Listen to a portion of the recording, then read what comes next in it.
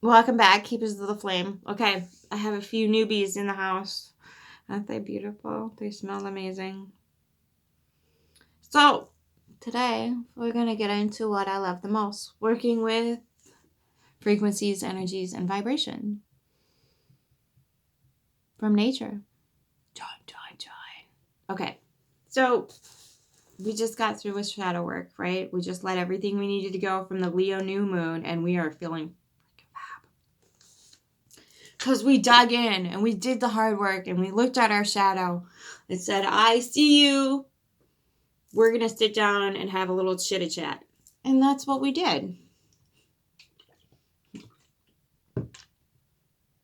So much fun. Not real. You okay, dude? All right, he's okay. Still upright. So now comes the time after we've released all those karmic ties that we don't want anymore with that Leo moon. Actually called the snow moon. Letting things go, releasing and cutting off what no longer serves, and letting it compost, right? Right? Scorpio stellium in the 12th house. So those things that no longer serve us can be transformed, transmuted, and transferred into something useful. All of those ties, all of those relationships, all of those whatever the heck it was, get transferred, transmuted, and transformed into something that actually will serve us. Whether that's up here or down here, feeding what's up here, okay? So understanding how that energetic pattern works is really, really important, because a lot of people just say, I'm going to cut this out of my life and it's going to be gone forever and ever and ever and ever and ever and ever and ever. And then what happens? The same pattern shows up at their doorstep because they didn't process it. They didn't transmute it, transform it, or transmit it into something else.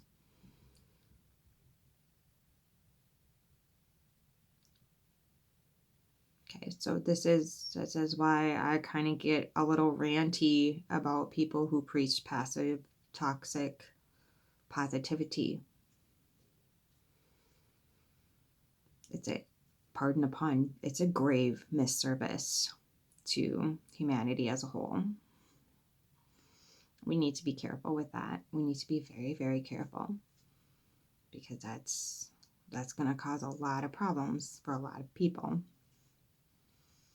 Okay, so we have to understand that, yes, we do not like particular energies in our lives, and it makes it uncomfortable and it makes it miserable, and we want it to stop. I completely understand that notion. I'm not arguing with that. What I'm telling you is that you don't get to cage it, shove it in some plastic bag, chuck it into the ethos, and expect everything to just magically go away. You have to sit with it.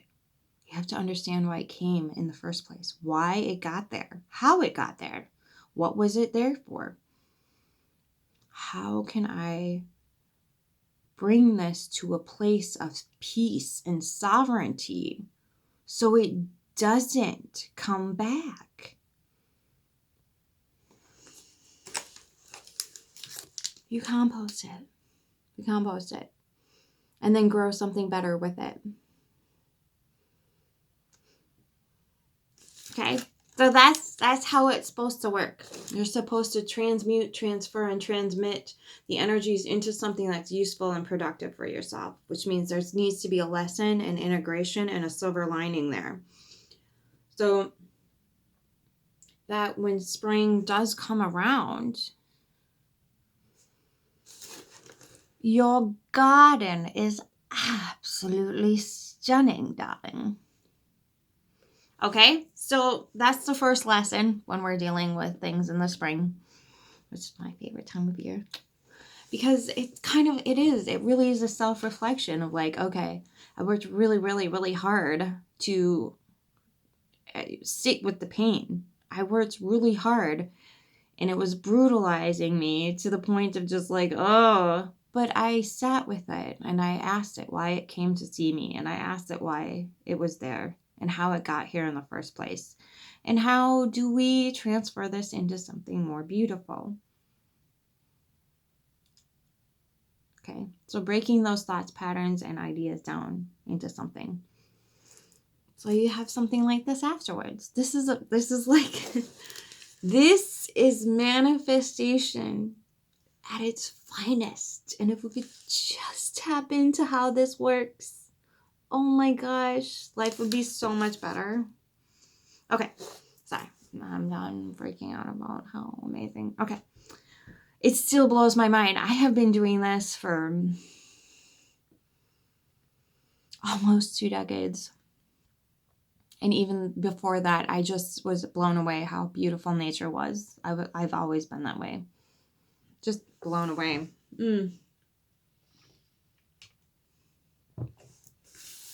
How things could be so cold and dead in the winter. And then when spring comes, here we are. How freaking amazing is that? And it's almost like they go through it with you. Like, it's fucking cold. I hate this. Who decided this was gonna happen? They just do it. They don't complain. And then they show up like this. Freaking rock stars. Okay. So I'm done. I'm done being oogly googly. Every spring I get like this. Do you? So, yeah. It's just a thing. It's just a thing. It's absolutely amazing to me.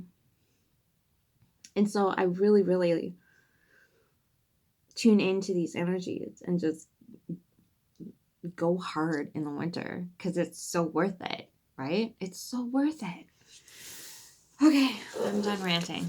So, but what else does this have to teach us? Like when we're enjoying this beautiful frequency, energy, vibration that's coming off of this plant right now, which you can totally do.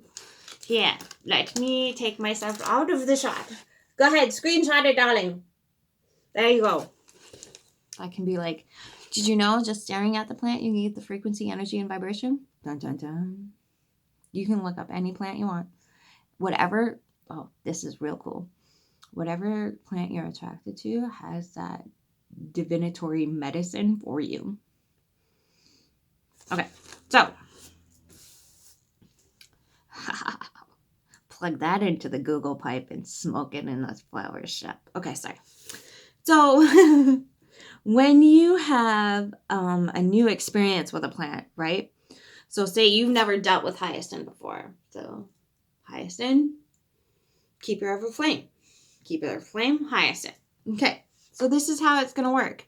Before you get into your textbooks reading and you put something in the Google pipe and smoke it, you need to just sit with it for a hot second, like you did in the winter. And be like, hi, thanks for showing up. You're amazing. You smell incredible, and they do. What are you here for? What are you trying to tell me? Well, what's up? And so you look at these little guys. You're like, oh, that's really cool in there, by the way. I don't know if you can see it. I'll show it you. See how pretty that is? Okay, so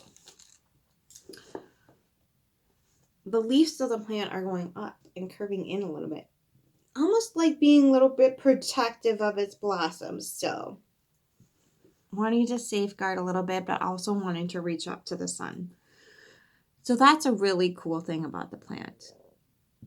Re-emerging out of the spring can be a little bit intimidating after like shedding all those snake skins over the fall and the winter.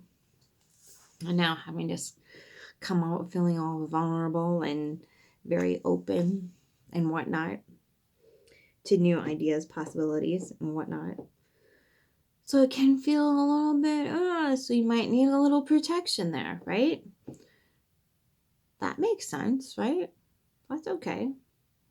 So what does it mean, like, all these blossoms here? And I'm fully aware it looks like a phallic symbol. It is a masculine energy and a feminine energy because it has a phallic shape to it, but it also has all of these blossoms opening up to receive a receptacle energy, which is feminine.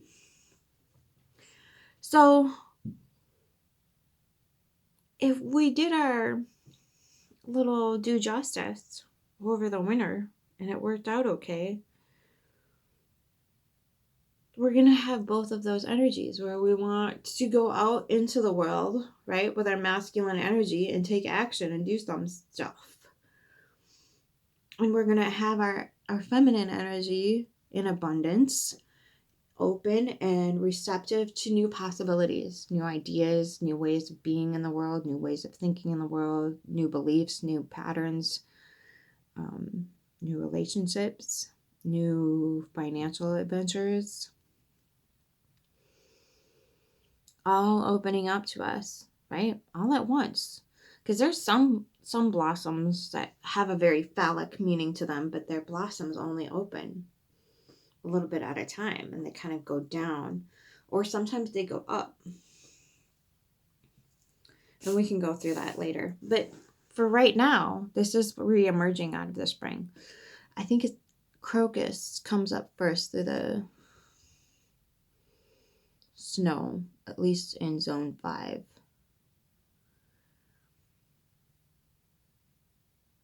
I'm pretty sure it's crocus. And that'll be like a grassy type thing with a white vein going through it, and then it'll be a purple flower similar to this color. But that's where we get saffron from, and they're very cupped flowers, and the little saffron pistons in the center we dry and use for saffron, which is love spell type of stuff. So very February 14th energy. So when we're dealing with this, what I like to do is, now that Leo moon or the snow moon is kind of over and we've released the karmic and whatnot and turned it into something that's going to serve us and serve as more of a foundation for standing upon, now we get to grow and expand and learn new things, go to new things, experience new things, new places, new people. So all these little blossoms are just inviting us to start to welcome in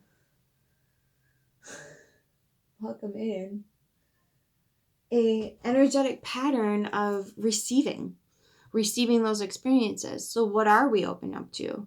This is a good invitation to start remembering or realizing that these opportunities are here now. What are we opening ourselves up to? What do we want to be open up to? What do we want to be ready and willing to receive? This is a abundance and luxury plant. Definitely, for sure. And it's hard earned because we did our shadow work over the winter. And now we've done the work. We've stuck our nose to the grinding stone, sat with the horrific crap that we, prefer not to, but we have to do it anyway. And now we've released that shadow work back into the ethos with that Leo full moon. And now here comes the new breath of spring, open to receiving. Okay. Receiving it's springtime, receiving penetration. It's a phallic symbol too. Okay, so it's the feminine and the masculine coming together for integration. It's springtime. You don't escape the energy. No one escapes the energy. Whether it's good, bad, indifferent, whatever. It's still, the energy's still here. You don't get to. You just don't. Sorry.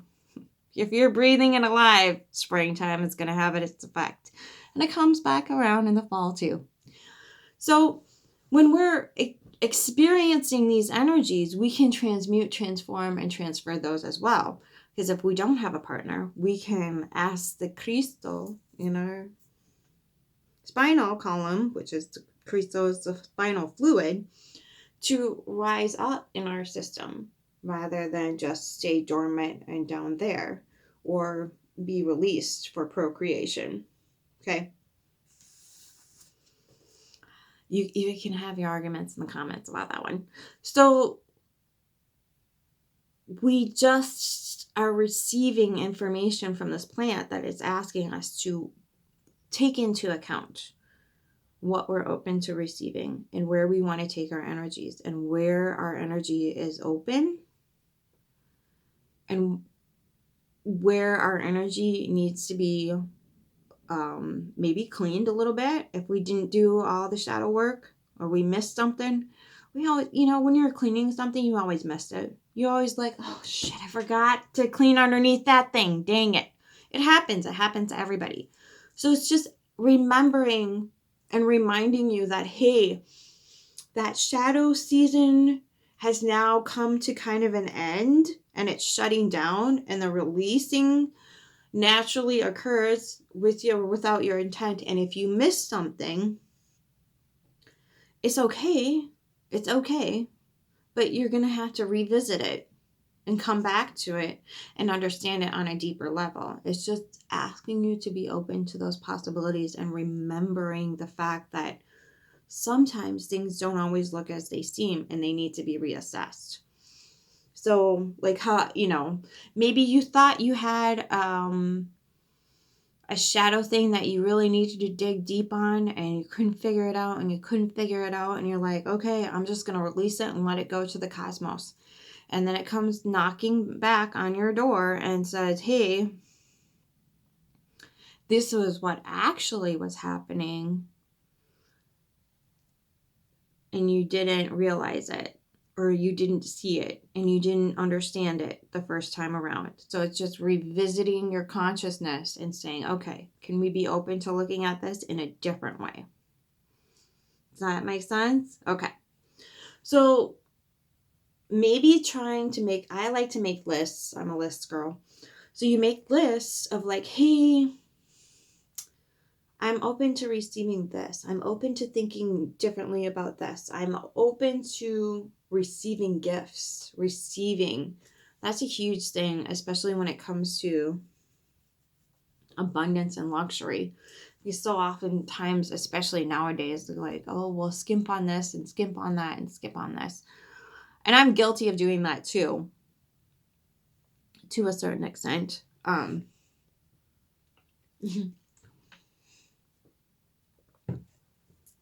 But this also can invite you to be luxurious as well. Not in like an over exuded way, but in a way that's like fulfilling.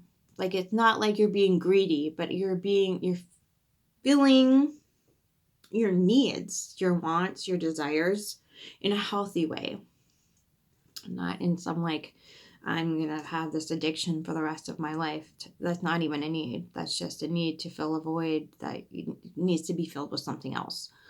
So reminding you that you have needs, you have wants, you have desires, you have goals and dreams and aspirations, and that's okay to have those things.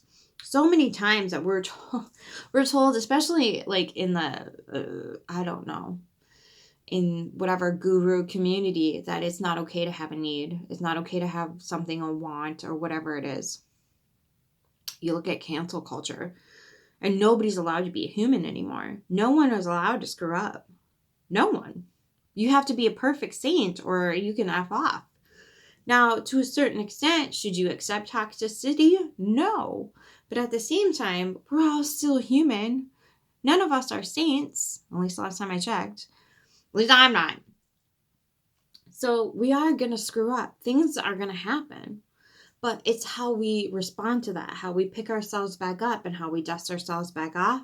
If we apologize to who we need to apologize to, and then move on with our lives and vow to do better. This is asking us to simply be receptive to love and abundance and luxury, because we did have such a hard winter and we did go in hard and do the shadow work. So this is just a reminder to reward ourselves and be open to receiving love and abundance and luxury, because it's part of being human. It's a part of being human. We've been conned into believing that it's not, that luxury is some sort of freakish thing that nobody should ever want or desire or whatever. That's not the case. This comes from nature, and I see this as a luxury. I don't think nature sees it that way. It just is. So maybe we need to find a different word for it. But anyway, so remembering that you deserve and that you can be open to receive things, not just from nature and the ethos, but from each other and from the earth. How freaking cool is that? Okay, so let's read the Greekness of it, because I love the stories. I don't worship anything. I don't adhere to anything, but the Greek stories are so much fun. They're just so much fun. So hyacinths are named after the beautiful Greek god, or the Greek youth, Hyacinth, who was deeply loved and adored by Apollo. It was said that Zephyr, the wind, was so jealous of their relationship that he killed Hyacinth. Where his blood spilled, a hyacinth flower appeared. Although named after a male mythological character, Hyacinth possesses a feminine essence and is therefore referred to in this text.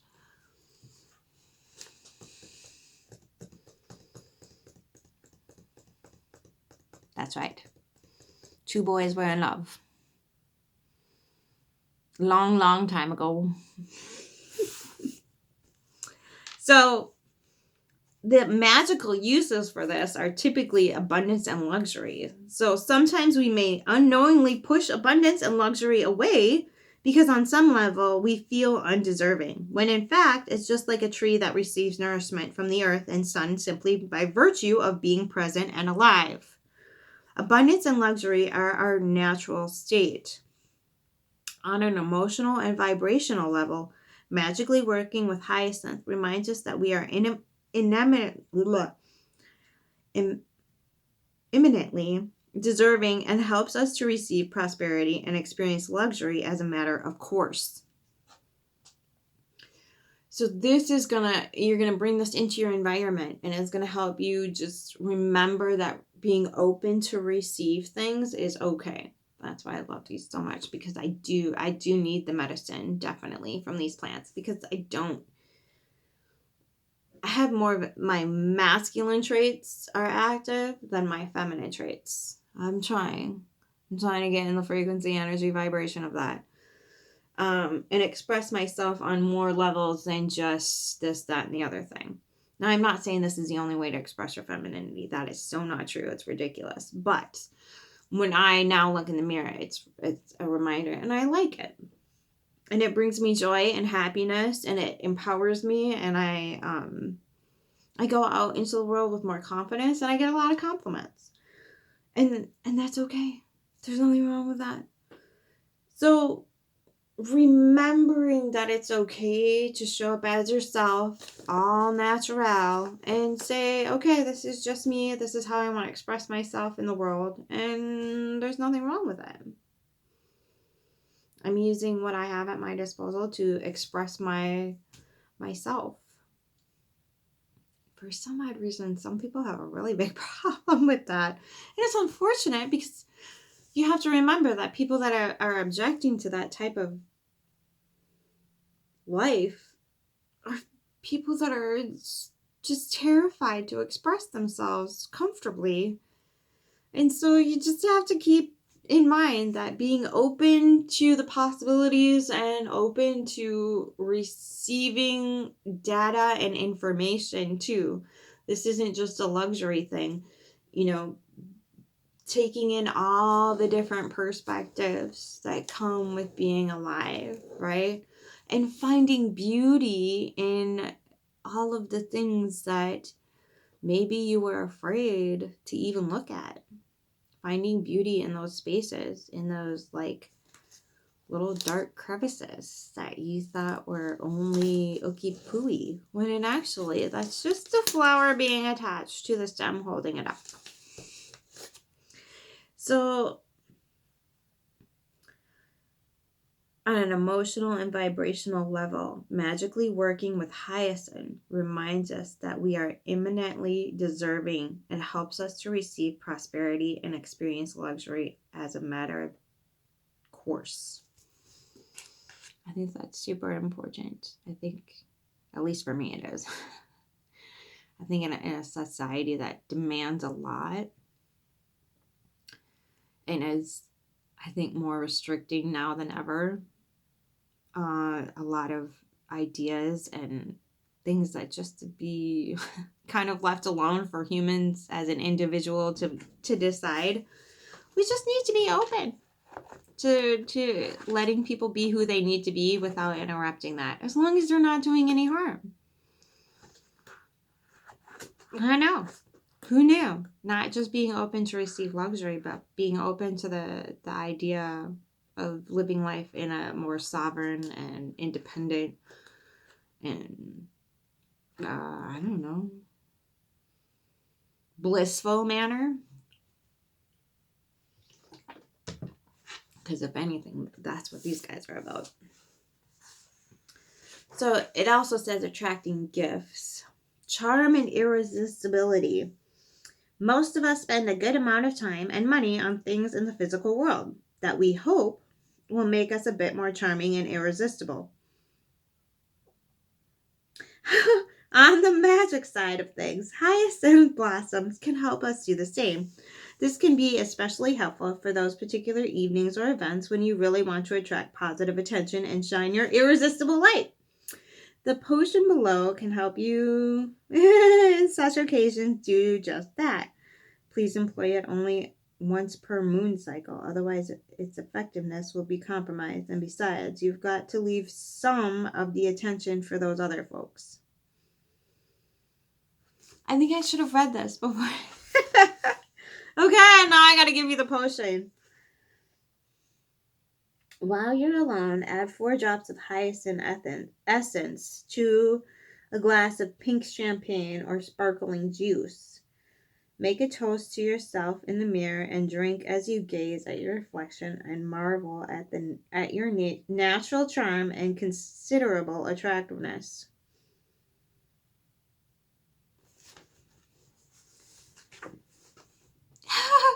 Sure, do it. I haven't done that myself, but not a bad idea. Good idea for what's that? Valentine's Day. Like if you're alone on Valentine's Day, that'd be a cool thing to do for yourself. Show your awesome self some love. That's not a bad idea. You're gonna have to get that hyacinth essence to you real quick though. I don't even know where you find that. I'm really sorry. I had got nothing on that one.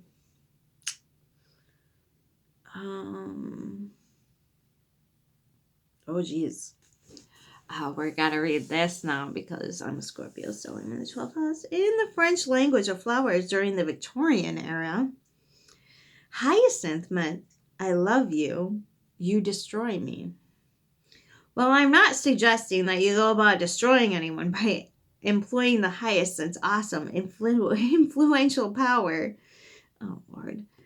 I am suggesting that, like Obi-Wan Kenobi, you might occasionally want to use the Force to let your words ring exceptionally and immediately true for people who hear them.